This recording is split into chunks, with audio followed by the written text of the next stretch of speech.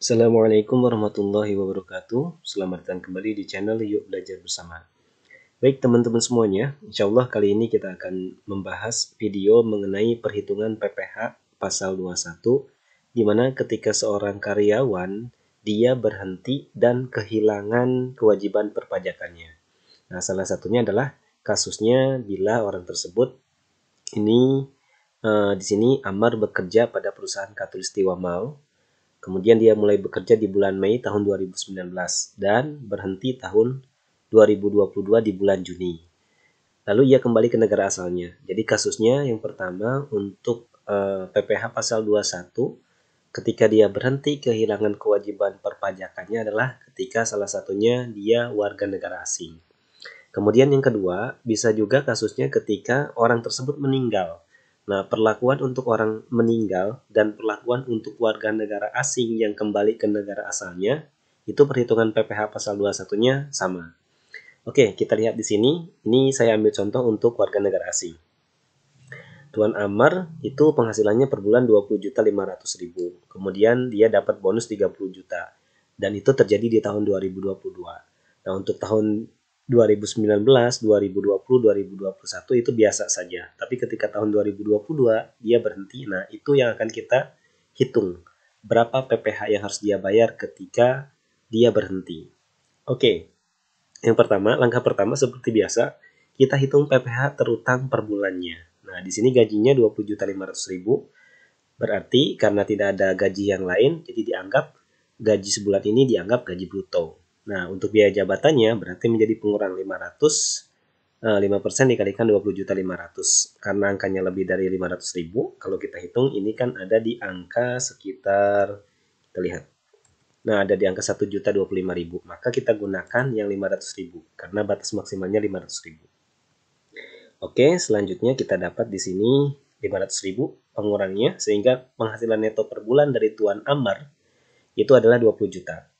Nah, kemudian disetahunkan. Jadi penghasilannya itu disetahunkan menjadi 240 juta. Nah, selanjutnya kita langsung masuk ke PTKP. PTKP-nya untuk Tuan Amar dan dia sudah menikah, berarti 58.500. Kemudian didapatkanlah PKP berarti ya. Nah, PKP-nya 181.500.000 dari 240 juta dikurangi 58.500. Nah, oke, kemudian selanjutnya kita lihat pajaknya. Karena penghasilannya 181.500.000 berarti dia kena dua lapis 5% dan 15%. Yang 5% kita kalikan 60 juta, yang 15% berarti kita kalikan dari pengurangan PKP dikurangi dengan yang lapis pertama 60 juta. Nah, hasilnya untuk yang 6 juta, 5% dari 6 juta itu 3 juta, dan 15% dari 121.500.000 itu 18.225. Sehingga pajak terutang setahun itu 21.225.000. Artinya di sini dari bulan Januari sampai Desember tahun 2022 terhutangnya harusnya 21.225.000. Tetapi kan tadi dia berhenti di bulan Juni. Nah, kita hitung dulu per bulannya. Jadi ini perhitungan standar untuk mencari PPh terutang dari seorang karyawan. Berarti ini tinggal kita bagi 12. Oke. Nah, selanjutnya kita akan hitung ketika dia berhenti. Oke. Sorry. Tadi kan dia dapat bonus, maka perhitungan yang kedua adalah ketika dia mendapatkan gaji dan bonus. Nah, ini perhitungan untuk gaji dan bonus. Jadi kita gunakan 3 kali perhitungan. Perhitungan pertama itu perhitungan standar, yaitu untuk menghitung PPh per bulan. Kemudian perhitungan kedua ketika dia mendapatkan bonus. Nah, di sini gaji dan bonus, berarti gajinya itu kita langsung setahunkan. Jadi tadi 20.500.000 dikalikan 12. Ini jadi kita kalikan 12 dikali 20.500.000. Oke, hasilnya adalah 246 juta. Bonusnya tadi 30 juta, maka ini menjadi penambah. Sehingga total penghasilan Tuan Ahmad itu 276 juta. Ini brutonya.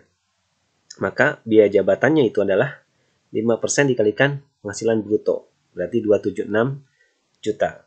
Nah, karena ini lebih dari 6 juta, kalau kita hitung ini angkanya, kita lihat. Nah, 13 juta. kan batas maksimal untuk biaya jabatan itu selama setahun adalah 6 juta. Berarti kita cukup masukkan 6 juta di sini. Nah, selanjutnya kita kurangi. Kita kurangi. Nah, berarti 276 juta dikurangi 6 juta, maka ini menjadi penghasilan neto. Penghasilan neto di sini adalah gaji dan bonus, yaitu sebesar 270 juta. Baru dikurangi PTKP-nya sama 58.500, ketemulah PKP 211.500.000. Nah, selanjutnya masuk ke lapis pajaknya, lapis tarifnya. Berarti kan ini ada di lapis 15%. Nah, yang pertama 60 juta dikalikan 5%. Kemudian kedua berarti ini 2115 dikurangi 60 juta. Nanti dikalikan 15%. Nah, hasilnya ini dia. Oke, jadi yang ini 2275 ini didapatkan dari 5%. Kita kalikan dengan 151.500. Nah, oke. Sebentar, ini ada yang keliru rumusnya. Kita kalikan 5%. 5% ya. Kita kalikan dengan 151.500. Nah, ini dia. Kemudian 5%, 15%, sorry. Nah, ini dia. Kemudian yang ini tadi berarti 5%. Kita kalikan dengan 60 juta. Nah, hasilnya adalah 25725. Nah, ini pajak setahun atas gaji dan bonus. Nah, jadi kalau dihitung gaji dan bonusnya ternyata total pajaknya 25725. Nah, tadi kan ada pajak atas gaji. Nah, pajak atas gajinya itu per tahun itu ini dia. Nah, saya berikan warnanya yang lain. Nah, ini kan pajak terhutang selama setahun tadi atas gaji saja. Sedangkan kalau gaji dan bonus itu 25725. Berarti kita pengen tahu berapa PPh atas bonus. Nah, berarti yang 25725 atas gaji dan bonus dikurangi atas gaji saja. Menjadi pajak atas bonusnya adalah 4.500.000. Oke, langkah kedua sudah. Langkah pertama tadi hitung PPh terhutang selama setahun dan per bulan seperti biasa. Kemudian hitung PPh terhutang atas gaji dan bonus. Nah, langkah ketiga ketika dia berhenti, yaitu di awal Juni. Artinya di akhir Mei dia berhenti dan di awal Juni dia tidak dapat penghasilan lagi. Bagaimana cara hitungnya? Nah, ini kita lihat. Nah, jadi perhitungannya karena dia berhentinya di awal Juni, 1 Juni, berarti kan gaji yang dia terima secara real itu hanya 5 bulan. Berarti Januari, Februari, Maret, April, Mei. Nah, ini hitungannya adalah Januari sampai Mei karena dia berhenti di awal Juni. Berarti gajinya adalah 5, ini didapatkan dari 5 bulan dikalikan dengan 20.500.000. Nah, hasilnya adalah ini 102.500.000. Kemudian tadi ada bonusnya. Nah, bonusnya 30 juta kita masukkan. Totalnya 132.500.000. Kemudian kita masukkan biaya jabatannya. Nah, biaya jabatannya sebentar kita sedikit kecilkan. Nah, biaya jabatannya berarti 5% dikalikan 132.500. Ini lebih dari 6 juta, berarti yang kita pakai hanya 6 juta. Oke. Nah, penghasilan neto gaji dan bonus selama 5 bulan. Yang realnya 126.500.000. Kemudian penghasilan neto gaji dan bonusnya disetahunkan. Nah, caranya disetahunkan berarti kan kalau setahun 12, kemudian nanti dibagi 5. Nah, realnya kan 5. Tapi karena disetahunkan berarti dia dikalikan 12. Nah, baru kita kalikan dengan penghasilan yang dia terima selama dia dari awal Januari sampai dia mau berhenti, yaitu 126. Nah, ini dia. Nah, ketemulah angka 303.600.000. Oke, dikurangi PTKP-nya seperti biasa, 58.500, ketemulah angka 245.100.000. Nah, setelah PKP atau penghasilan kena pajak, maka kita cari lapis tarif pajaknya. Yang pertama 5%, yang kedua 15%. Karena dia ada di bawah 250 juta. Berarti kan cuman kena 2 lapis. Lapis pertama kita kalikan 60 juta. Ingat ini aturan terbaru. Lapis kedua berarti 245.100.000 dikurangi dengan tadi 60 juta. Nah, jadi 185. Hasilnya Yang 5% itu 3 juta. Kemudian yang yang 15% itu hasilnya 27.765. Oke. Sehingga pajak terhutang atas gaji dan bonus selama 5 bulan adalah 30.765.000. Nah, ini ada perbedaan, kita lihat. Oh, sorry. Ini kita perbesar sedikit ya. Oke. Kita kecilkan di sini. Oke. Baik. PPh terhutang atas penghasilan 5 bulan dan bonus. Itu ada 12 juta 818.750. Ini dari mana? Ini dari hasil 5 bulan dibagi 12. Nah, tadi kan awalnya disetahunkan. Berarti 5 bulan per 12. Karena kita pengen tahu hanya 5 bulan saja. Baru dikalikan dengan pajak yang diterima, yaitu 30 juta. 30 juta 765.000. Nah, ini dia hasilnya. Oke. Jadi pajak terutang, pajak PPh terutang selama 5 bulan dan bonus itu hanya 12 juta sebetulnya. Kalau tadi kan kita lihat ketika gaji dan bonus selama setahun itu ada 25 juta. Berarti kan ada lebih banyak nih. Nah, maka ini secara realnya sebetulnya. Secara real itu harusnya hanya 12 juta sekian. Oke, berarti kita atau Tuan Amar ketika bulan Mei dia sudah bayar pajak kan?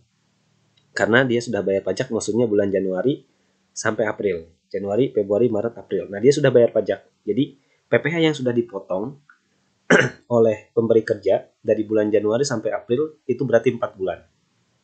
Dikalikan dengan PPh terutang selama sebulan seperti biasa. Yang mana? Yang ini kan angkanya ada nih, 1768. Yang ini. Yaitu yang, nah ini dia. Yang tadi awal kita pertama. Nah, besar pajak per bulan Tuan Amar atas gaji, yaitu 1768.750. Nah, ini kita kalikan ketika dia mau berhenti. Karena ini sudah dipotong. Nah, kenapa kita tulis 4 bulan? Karena ini yang sudah dipotong. Januari sampai April. Nah, Tuan Amar tuh sebelum bulan Juni, dia harus bayar pajak. Nah, itu bayar pajak tersebut di bulan Mei. Nah, berarti kan 4 bulan sudah dipotong, dikalikan 1768750, itu hasilnya 7.075.000. Kemudian tadi juga atas bonus juga sudah. Nah, atas bonusnya yang 4.500.000 yang mana? Yang ini. Nah, ini dia. Ini atas bonus 4.500.000. Nah, kita masukkan di sini. Jadi yang sudah dipotong itu 4 bulan. Januari sampai April dan bonus. Nah, totalnya 11.575.000. Sedangkan tadi pajak 5 bulan Januari sampai Mei plus bonus itu ada 12 juta 818.750. Maka berarti saat bulan Mei berapa yang harus dipotong oleh pemberi kerja terhadap penghasilan Tuan Ahmad? Nah, adalah 1.243.750. Dari mana? Ini dihasilkan dari sini. 12 juta yang 5 bulan plus bonus secara real dikurangi yang sudah dipotong. Nah, jadi ada di angka 1.243.750 rupiah. Oke, jadi ini yang dipotong saat bulan Mei. Nah, kalau ditanya berapa take home pay yang diterima Tuan Ahmad, ya tinggal dikurangi berarti gajinya berapa per bulan dikurangi dengan pajak terhutangnya. Nah, kalau bonusnya diberikan di bulan Mei berarti nanti ditambah dengan bonusnya. Oke, jadi ketika ada pekerja yang berasal dari asing atau ada pekerja yang meninggal, maka ada 3 tahap yang harus dihitung. Pertama, PPh atas gaji.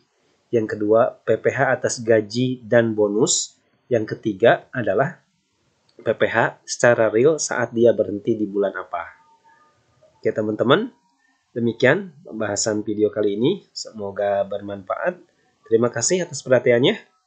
Karena sudah azan, saya akhiri. Wassalamualaikum warahmatullahi wabarakatuh.